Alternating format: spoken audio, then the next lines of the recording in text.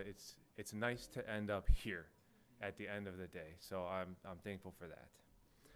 If you have your hymn book in your hand, go ahead and turn to 96. Tell It to Jesus. We got a couple really nice songs tonight. So number 96.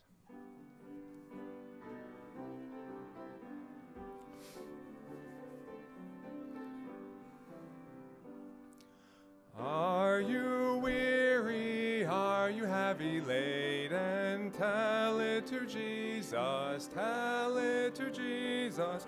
Are you grieving over joys departed?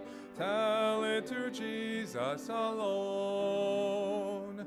Tell it to Jesus. Tell it to Jesus. He is a friend that's well known.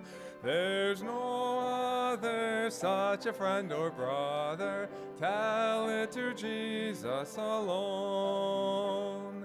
Do the tears flow down your cheeks unbidden? Tell it to Jesus, tell it to Jesus. Have you sins that to men's eyes are hidden? Tell it to Jesus alone. Tell it to Jesus, tell it to Jesus. He is a friend that's well known. You've no other such a friend or brother. Tell it to Jesus alone. Do you fear the gathering clouds of sorrow? Tell it to Jesus, tell it to Jesus. Are you anxious what shall be tomorrow? Tell it to Jesus alone. Tell it to Jesus, tell it to Jesus. He is a friend that's well known. We've no other such a friend or brother. Tell it to Jesus alone. Are you troubled at the thought of dying? Tell it to Jesus, tell it to Jesus. For Christ's kingdom are you sighing? Tell it to Jesus alone. Tell it to Jesus, tell it to Jesus. He is a friend that's well known. You've no other such a friend or brother. Tell it to Jesus alone.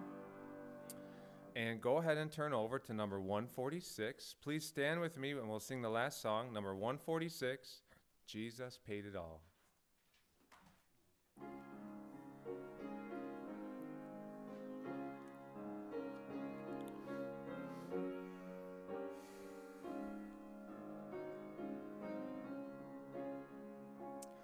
I hear the Savior say, thy strength indeed is small. Child of weakness, watch and pray. Find in me thine all in all.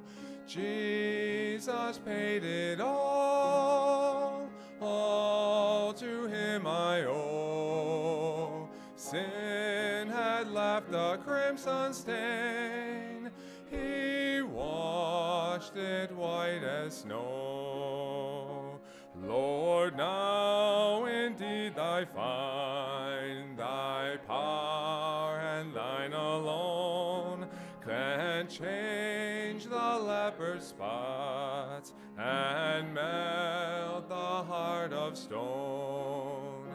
Jesus paid it all to him I owe. Sin had left a crimson stain, he washed it white as snow. For nothing good have I, whereby thy grace to claim.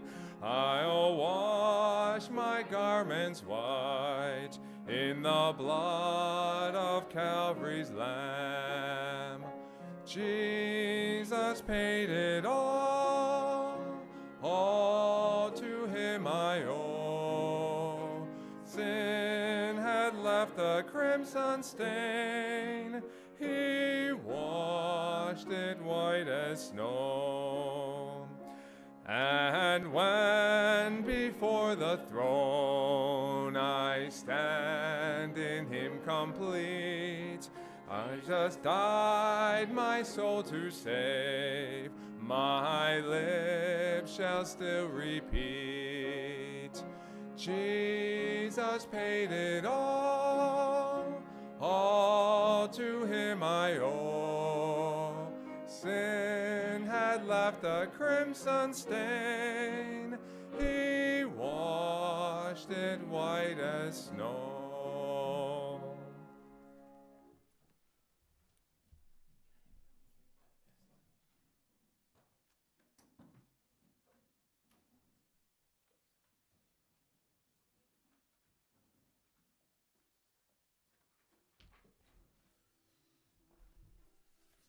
All right. So while they're getting passed out, I have the prayer letters from the Donies and the Mooberries who we support. I both got prayer letters here recently, so I just wanted to give an update on that from the Doney family. Again, still waiting to get into the Philippines, but he says, Brother Marlon, who is the national pastor that's been running the church since he had to come back, has been taking a group out on Sunday afternoons to hand out tracts. He said it's been going well, but he said in addition to some of the craziness that's going on in the country, there have been other problems in their area. That said approximately 3 weeks ago the government came and took everyone's pigs and killed them. The officials said that a pig approximately 700 meters up the mountain tested positive for swine flu, and the decision was made to kill everyone's pigs. So some people in the church lost almost 20 pigs. And the pigs were a source of income and livelihood to many, and were taken away in a matter of minutes. And so he said, please pray about that the church's faith would be increased. But he said, just a couple days later, the church, San Simon Baptist Church, had a fellowship just a few days after that. And despite of that, they actually had a really good turnout, and a few new men started coming to the church because of that whole experience. And so he's saying, just keep praying for the church, and then they're hoping to be back in soon. For the Mooberries, they got in, and in January, said they made it through with no luggage missing, and customs was a breeze, which is never the thing. Because I don't know if you know it or not, but when a missionary goes, that a lot of times they have to sell everything, and it's whatever you can fit onto the plane. And so they have about, I think it's about close to 30 totes about this big. And they had to pack their entire life into that and then put it into the plane. And so if one of those totes goes missing, you're out of luck. And so they were able to get through with nothing missing. And so he said that Maggie and I were thankful that the Lord allowed us to lead a young Brazilian lady, Pamela, to Christ. As we were on our way home from doing some furniture shopping for their rental house, they stopped by to view a scene from a mountain overlook. And there was a lady named Pamela and her boyfriend Lucas were from the town that they had just visited, and he was able to declare the gospel to Pamela. Lucas was already saved, but Pamela had been a Catholic her entire life, and although she knew the death, burial, and resurrection of Jesus Christ, she had never received it for herself, and he was able to witness to her, and Lucas was there to encourage her to do that as well, and she got saved. And so they're going to be following up with them with trying to get her a Bible and into the church there. So it's been working, and so just wanted to give you that update as well from them. So, all right. So, starting this week, we have the new study there in front of you, the book of Romans, and it's set up very similar, so I'm not going to take the time as far as to go through, what, all the details about it, other than the overview page, which should be your second page there. The overview page will have key people, which there won't be a lot, but then there'll be key terms. And you'll notice I gave you an extra blank page. And if anybody's noticed, at the top of the page, it still says the book of Ezra with Haggai. Unfortunately, I caught that after I had printed it, and I was not going to waste 50 pages of 24-pound paper. So, sorry. But the overview page has key terms. And one of the things that we're going to go through in the book of Romans is that there's going to be a lot of words that we can find the definition of that's going to describe our salvation, justification, sanctification. All of those sort of words are going to pop up in the book of Romans, as well as some things that lay the foundation for doctrine for us, Jew, Gentile, Church of God. A lot of those things which, if you've been around church for a long time, you think, okay, no big deal, Jew, Gentile, Church of God, I know who those people are. But if you don't consciously think of those things, and we're not going to get into it, now as we go, but if you don't consciously think of those things, you can get messed up in your Bible a little bit when somebody who's writing to the Jews, and you take that for yourself. It's dangerous at that point. So we got to find out who's writing, who's he writing to, what's the intended audience there. And so we're going to fill out a number of terms as we go, just so we can kind of keep our own little running dictionary through the Bible. And so I did give you an extra blank page right after that, so that if you need some overflow. For me, I write super, super tiny, and so that area on the first page would be just fine. Some of you write really nice and flowy and big, and so we'll give you more room if you need it. On the back side of that is the chapter summaries. And so again, it's going to work pretty similar to what we went through in the book of Ezra, but I have broken this up into 3 sections, which is kind of just a basic way of breaking up the book of Romans. Romans 1 through 8 is kind of one section, and then Paul kind of breaks off and deals with a specific topic in chapters 9, 10, and 11, and then chapters 12 through 16 are the byproducts of what he's talked about so far. And so I kind of broke those up in those specific sections there so that you can kind of see where we're at and where we're headed in the book of Romans. So it's going to be different from the book of Ezra. Ezra is in large part a narrative book. I mean, it's telling a story from one to the other. You're introducing characters, and they're going places and doing things. This is going to be a little bit different in the sense of this is a doctrinal book, meaning that this is trying to teach us systematically information. And so it's going to be a little bit different of a study, and I'm going to try to, I'll just be honest with you, we could park right here in the book of Romans for the next 2 years, the way that the book of Romans is laid out. And so I told Kirsten when I got home today, I said, I can already tell this is going to be a struggle for the rest of this time because there's so much there. And how do you make the decision to say, no, we're going to skip that? Like that gets very hard for me. So, but I'll try my best. My goal is to shoot for 1 chapter a week. So each week that we cover a chapter, I failed that goal this week because I had to do intro. So, we'll go forward from there. But that's kind of the goal, to get through it in about 16 weeks as we go through it. And so there's going to be more, not necessarily like hard, but just time spent connecting the dots between different passages in the Bible. And instead of just staying in one, 20-some verses in the book of Romans, we're going to be looking at other places and being brought in. And so the first part's going to deal with Paul, some information about him and his life and whatnot. And then we'll actually get into the book of Romans towards the middle of the week, studying through there. So I'm excited about it, and I think that it's one of those things that there's a difference between being familiar and knowing.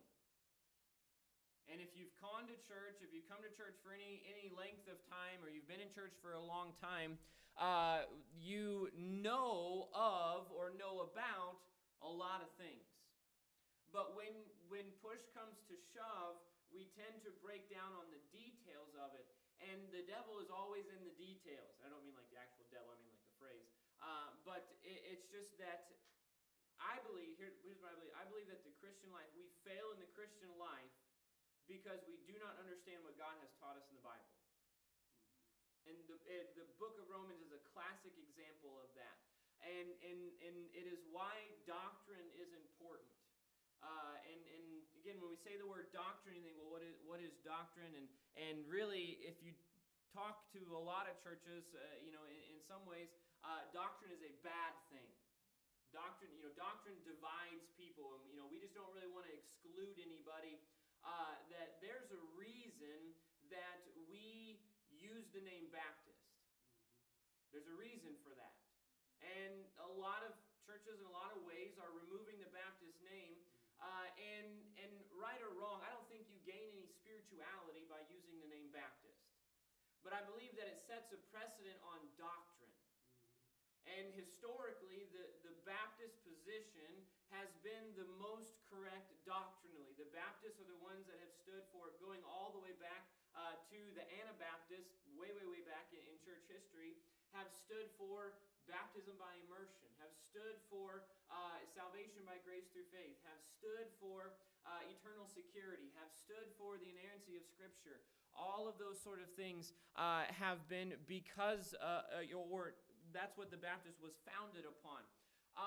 But when you fail to have doctrine, you fail to understand why you do things. And you end up just doing them out of rote or routine, or just because that's the way that you've always done. And there's not power in that, because then as soon as adversity comes, you fall away. And we're not talking about falling into sin, but you fail from being able to support your decision. And if we are in anywhere in our country and in the time period of the world that we're at, we are going to need to be able to support our position. That's something that we have to be able to do, why we believe what we believe. And why we can, and to be able to point to it in Scriptures. And so Romans is going to set the foundation for a lot of things. It's going to set the foundation, obviously, for salvation by grace through faith. That is the main doctrinal thing through the entire book of Romans. But it's also going to show us some things about Calvinism and predestination and election and foreknowledge. One of the main verses that a Calvinist will use is going to be Romans chapter 9. And they're going to show, some people are appointed to wrath and some people are appointed to destruction. And if you fail to look at the context of what he's writing, the verse says that.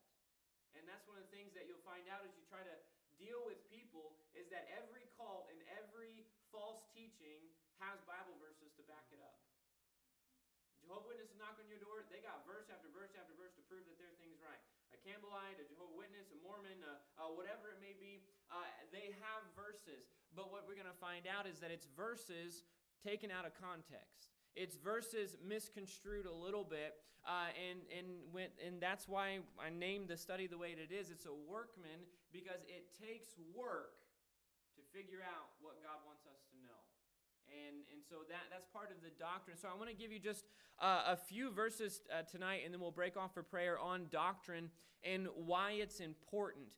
Go with me, if you would, to 1 Timothy chapter 4.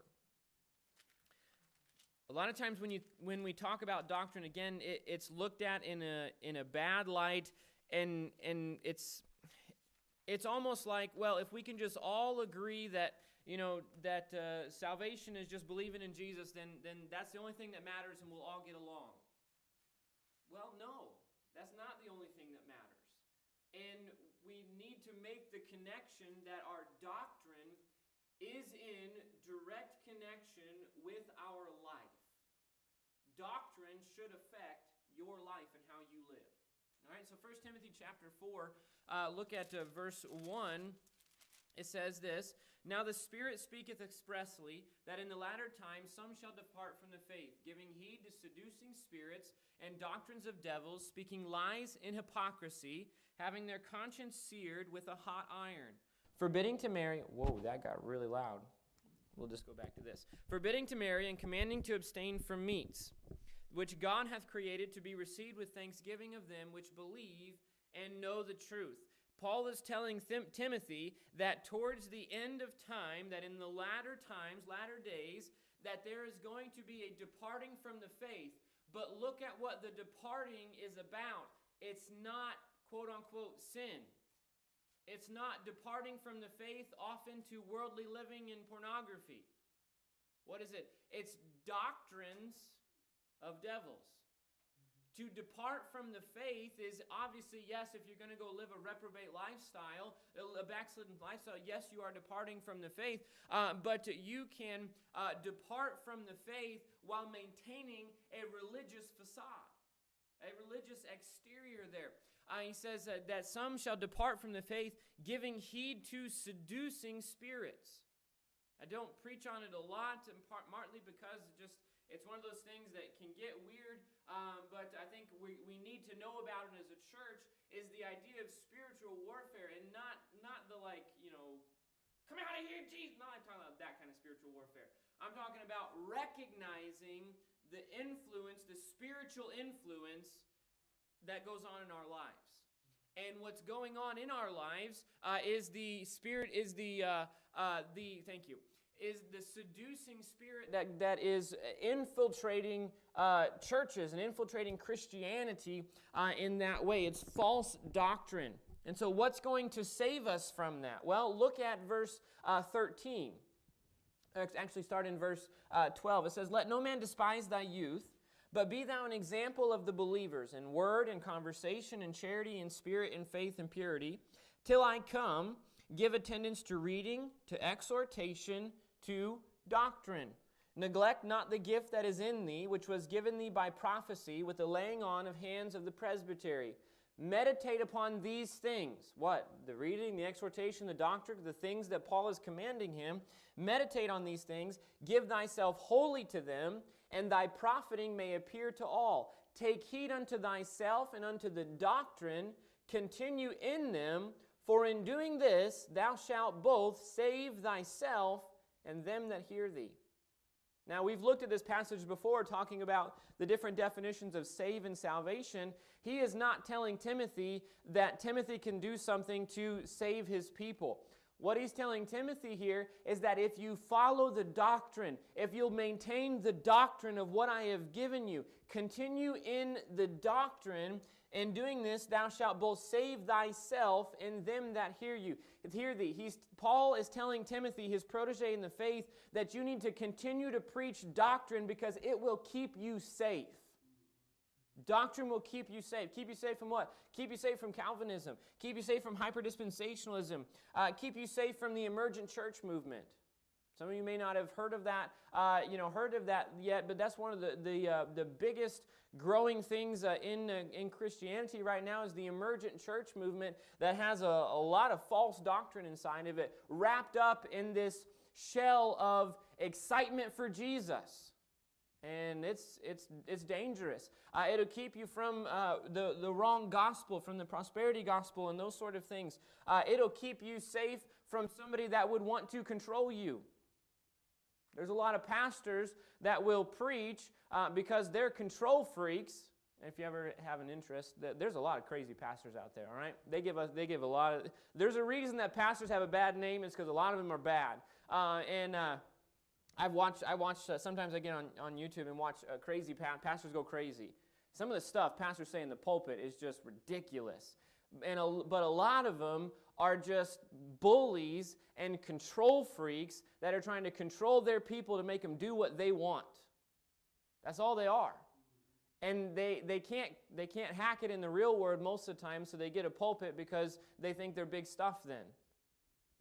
I'm a pastor. I know that's a lot of times what happens. And what'll happen is that pastor will use the Bible to tell you that if you don't live up to his checklist, then you're probably not saved.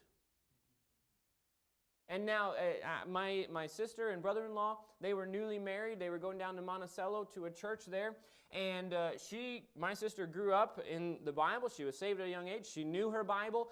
She was grounded in that way. But they got into a church, and the pastor was one of those types. And he bullied, and he preached, and he got her to the point where she was doubting her own salvation. The pastor did that. Why? So he could put another notch on his belt that, we had one more saved because somebody that's been in church their whole life came down and we call them retreads. Just retread them, get them saved again. Why? Doubt their salvation based upon, you're not doing this and you're not doing this, and if you were saved, what is that? Doctrine keeps you safe from that.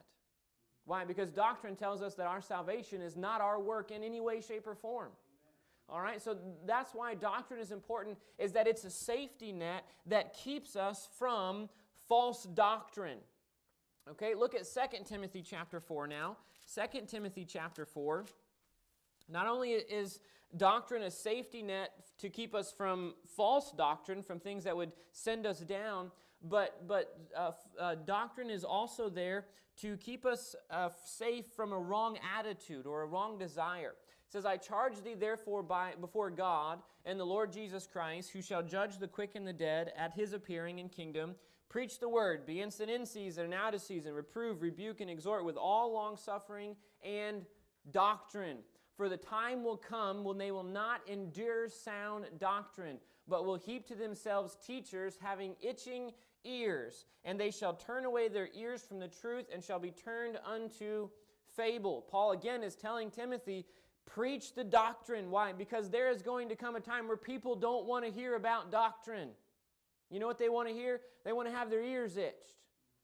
Paul, I'm sure, is hearkening back to his time in Athens, where Luke describes Paul in Athens, and he says that the Athenians spent their time in nothing else but to hear or tell some new thing.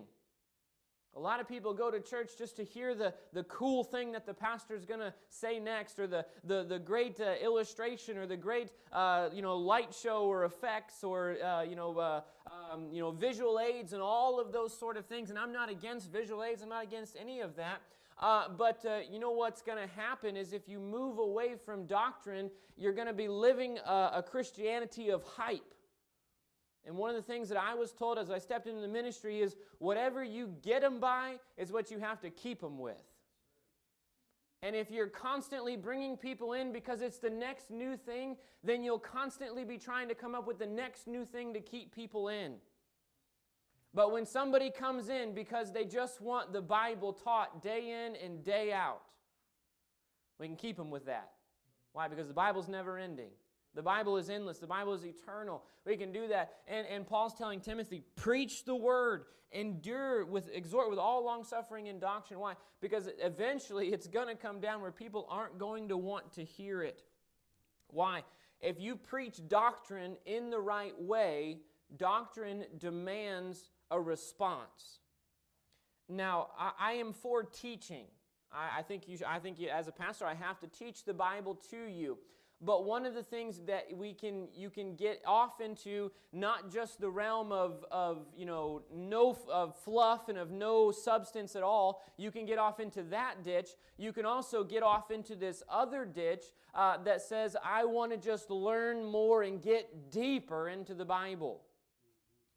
I'm for you learning more about the Bible. What you're going to find out is those people that are always talking about getting deep into the Bible, they're not getting into deep waters, they're just getting into muddy waters.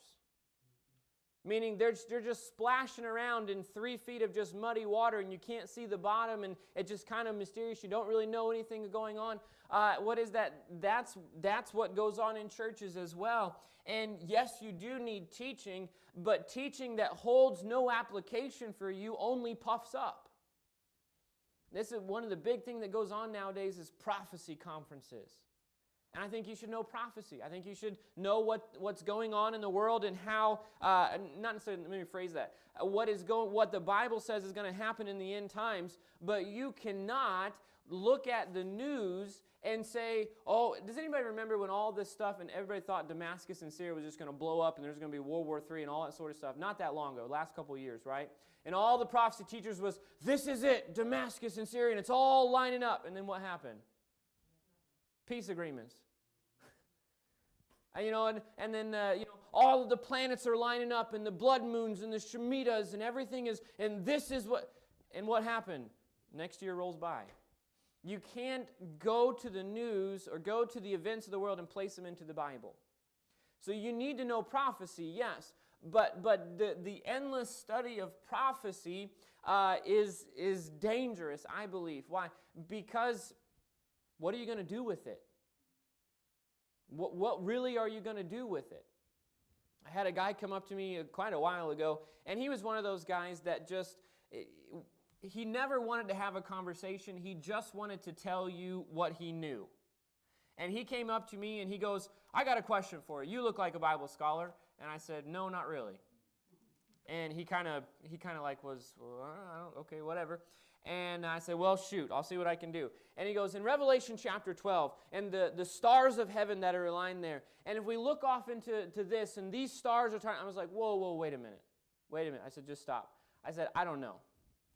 I have no idea. And I said, honestly, I don't care. And he looked at me like, well, what do you mean you don't care? I said, it doesn't matter to me.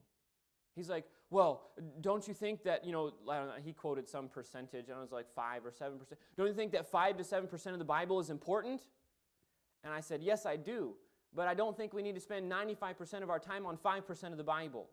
I said, how about the grace of God and salvation? When was the last time we talked about salvation, the grace of God, and what God's doing in our lives? And it was just kind of like, boop, done, and he just walked away from me. Still hasn't really talked to me since. Well, what is it? Well, it just puffs up. And that's not doctrine. That's not doctrine. Doctrine, go to Titus chapter 2. Here's what the effect of doctrine should be in your life. Titus chapter 2, verse 1. Titus chapter 2, verse 1. When we talk about doctrine, again, a lot of times it goes back to this idea of just dry teaching of all of these big words, and that's not it at all. Titus chapter 2, verse 1.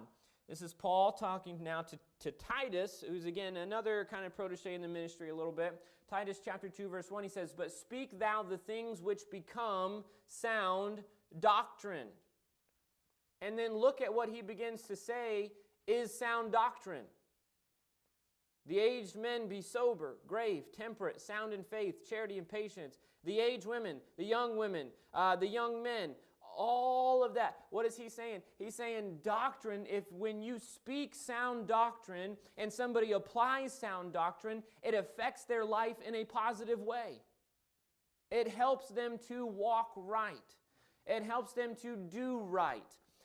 He doesn't say anywhere in here about the doctrines of the deep and the doctrines of, the end times. He doesn't say any of that. He says sound speech that cannot be condemned. And one of the things that we need to get in line, and I hope that our hearts are kind of in line as we go into the book of Romans, is that we learn this doctrine because it will have an impact in our everyday living.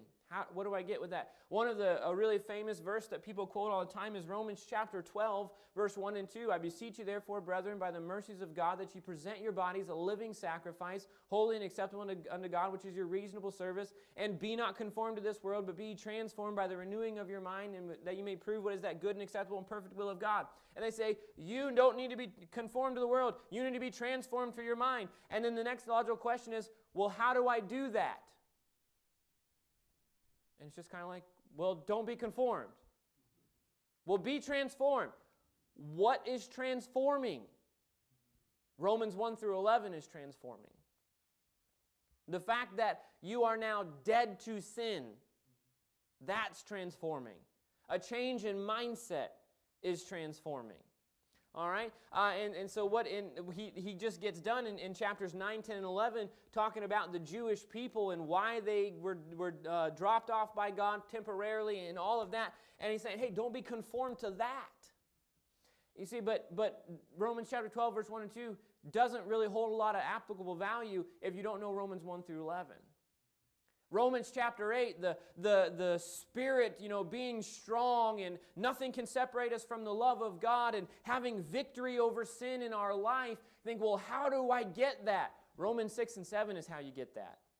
Laboring through the verses says, the thing that I would do, I don't do, and that which I wouldn't do, that which I do, and I see this law that's warring in my members, the law of sin and death, and the law of this, and you read through chapter 6, 7, you think, what in the world is he talking about? But if you'll get Romans 6 and 7, Romans chapter 8, when you read through Romans chapter 8 and you get to that end, it says, nothing can separate us from the love of God, neither height nor depth, and you read that thinking about the fact that you have been freed from the power of sin, it gets a little like the exclamation point at the end of the chapter is like, woohoo! It's good. Why? Because you've made the application of doctrine now. And so that's what trying to bring out as we study the book of Romans is this, that when we learn about justification, when we learn about justification by faith and all of the ways in which salvation has an impact on our lives, it should work its way out into us living a more sanctified life. And I believe that the reason we fail in sin a lot of times is not because we don't know enough per se, but because we don't know and believe what God has said about the subject. When you play a sport, I like to play basketball, and it's 3 seconds left on the clock, and you're down by 1, and you got fouled, and you got to go to the free throw line to shoot 2 free throws. you don't step up to that line. Well, sometimes you do, but you don't step up to that line and goes, I'm going to miss him. I know what I'm going to miss him. I know I'm going to miss him. You know what's going to happen? Odds are you're going to miss him. And even if you don't feel like you're going to make them, you walk up to the line saying to yourself, I'm going to swish this, I'm going to swish this, it's going to be smooth, I'm going to shoot it. Why? It's a mindset. And when we go into sin and we think about sin and we automatically say, oh, I fail all the time with sin. Sin just catches me. I don't know what I'm supposed to do. It's just sin's so powerful in my life. The temptation is just so strong in my life. You're already defeated. But when we read Romans chapter 6 and 7, and Paul says that I am free from the law of sin and death in my life. And the next time you're hit with temptation, if you quote the verse that says, I am free from the law of sin and death, and you repeat that 20 times, I bet you'll be able to fight your temptation off a little better. That's what we're looking for in the book of Romans. Not just the fundamentals of salvation in that way, but answers that affect how we live. So I'm excited. I hope you are too. It's going to provide us a lot of answers. Just in Romans chapter 1, 2, and 3, it's going to provide us the answer of, well, what about the heathen that have never heard? What about those answers are found in the book of Romans. And so I hope you're excited. I kind of got a little worked up there, a little preachy, but it's going to be good. And I hope that it makes a difference in your life. Because when you get the lessons that are found in the book of Romans, man, I think it's what our church needs to lay a foundation of getting out. For the last 2 years, I have, just tell you from a pastor's heart, from what I've been thinking with the church, the last 2 years, I have had a desire to, okay, well, it's been 2 years, it's been a year, it's been 2 years, and it's like, Lord, it's time for us to do something. It's time for us to do something. And every year it's just been nope, it's been nope, it's been nope. It's time to just get it down and have a solid foundation for what's to come. And I feel like in this next year to 2 years, there's going to be a big push in our church, hopefully in the right direction. But what that's going to take is a group of people that are rock solid in the Bible. A group of people that know what they believe, why they believe, can tell somebody why they believe it, and so that when adversity comes, when struggle comes, when opportunities to minister come, man, it's right there on the tip of your tongue and you're ready to go. That's what our church is going to need in the coming future. And I think that starting through the book of Romans is going to give us that information that we need, that grounding in good doctrine that we need. All right, so we'll leave it there. I'm ready for the book of Romans. Hope you are too. So, all right, let's start with our prayer list. We'll break off for some prayer.